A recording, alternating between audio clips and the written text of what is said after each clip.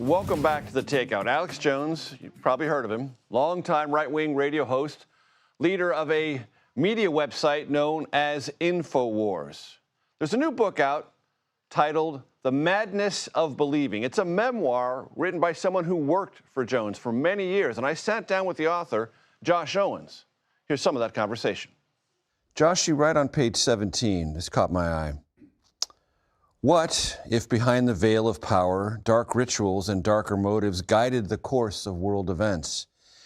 You ask that question to yourself. In that moment, something began to shift inside me, you write. The dullness of everyday existence parted to reveal a more vivid world beneath the surface. Suddenly, I was no longer a bored, directionless kid staring at a computer screen. Is that the essence of the lure of Alex Jones and why he had built and continues to maintain a pretty sizable audience? I think so. It's hard to say. I feel like there are so many different ways that people get pulled into that world. Okay. And for me, it didn't start out as ideology. It started out with movies. Jones paints this like vivid portrait of the world through film, and not as allegory or satire. He literally says that films are pulling the curtain back on reality. And so for me, that was just, I was perfectly attuned to sort of see the world in that way. Because you were studying film. Yes, yeah. And so that's sort of what pulled me in. I mean, he uses Sidney Lumet's network to describe the media and how that world functions, and then he'll go further into, you know, John Carpenter's They Live, and then every Stanley Kubrick movie. Mm-hmm. And that's just sort of how he paints. I mean, he gives this like cinematic verisimilitude to everything.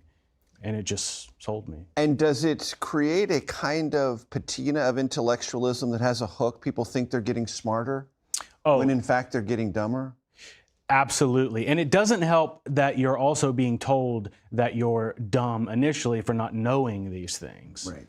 So yeah, absolutely. You feel much smarter than you are because, I mean, it's not based on anything other than just these ideas that are coming from Jones's head. Describe for my audience what it was like to tiptoe into that world and then to launch yourself into that world. Yeah, there was no sort of, I started listening to him in 2008. It wasn't until 2013 where I got offered a job and I moved halfway across the country to work there. I moved from Georgia to Austin. As an advocate, as a firm believer in a lot of his ideas.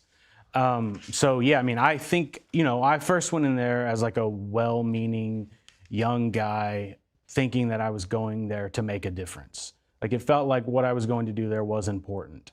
Telling the truth, exposing this world that not everyone is exposed to because people are covering it up. Mm-hmm. And then pretty quickly, so, you know, I was told on my first day, for, you know, a year in Jones's world, or a day in Jones's world, it feels like a year. And so my 4 years felt like 4 decades almost. But it was immediate. I mean, so much is happening while you're there in his world that, yeah, you get sucked in. And it's almost hard to pay attention to. Like, it's almost like, I've described it before, like taking a fire hose to the mouth. There's just so much coming at you that it completely envelops you. And it envelops and holds in thrall an audience that has to constantly be fed things that are either increasingly or perpetually alarmist. Yeah, so much of it is fear-based. So much of it keeps you in that register of you're scared of what's out there, and so you're constantly tuning in to see what horribleness awaits you, what lies you're being told. There's also an undercurrent of profit, though. Products and other things that toggle back and forth between scare, purchase, scare, purchase.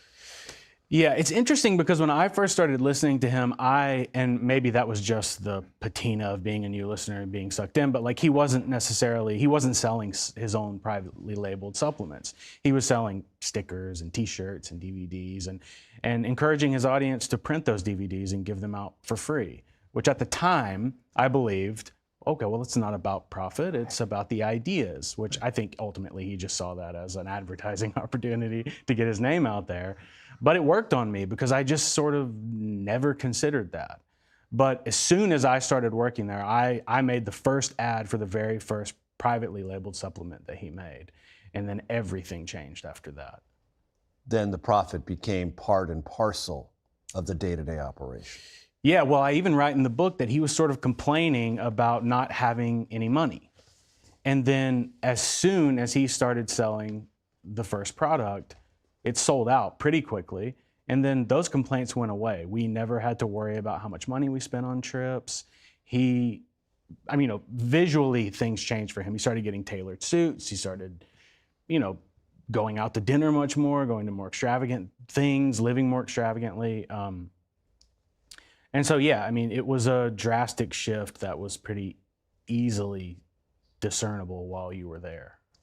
You can listen to my entire conversation with Josh Owens, author of The Madness of Believing, on your favorite podcast platform.